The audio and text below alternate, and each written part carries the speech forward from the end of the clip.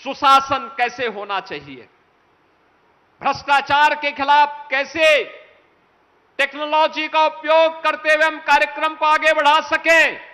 पहला सूत्र है शासन की स्थिरता। राजनीतिक स्थिरता के बगैर शासन स्थिर नहीं हो सकता। भारत के अंदर राजनीतिक अव्यवस्था को, राजनीतिक स्थिरता को समाप्त करके शासन में स्थिरता आए, इसके प्रेरणा है सर्वदेव अटल बिहारी वाजपेयी जी।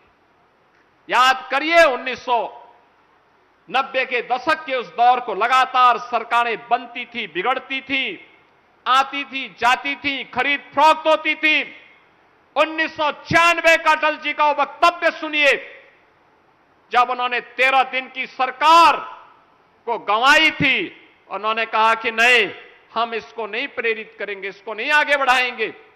और उस समय सर्वदेव अटल बिहारी वाजपेयी जी ने कहा चुनाव का मुकाबला करेंगे।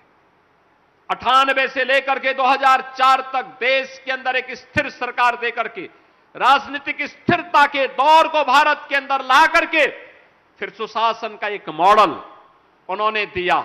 सुशासन का वो मॉडल जो डॉक्टर श्यामा प्रसाद मुखर्जी और पंडित दीनदयाल उपाध्याय जी की प्रेरणा से आगे बढ़ा था, आज वह देश के अंदर प्रधानमंत्री मोदी जी के नेतृत्व में एक साथ, चाहे वह डॉक्टर श्यामा प्रसाद मुखर्जी का भारत की एकता का संदेश हो, चाहे वह पंडित दीनदयाल उपाध्याय जी का अंत्योदय की प्रेरणा हो, चाहे वह सर्वदेव अटल बिहारी वाजपेयी जी के सुशासन का मॉडल हो, या अगर किसी ने किया है तो आज देश के यशस्वी प्रधानमंत्री श्री नरेंद्र मोदी जी के नेतृत्व में हमने नए भारत के अंदर देखा है।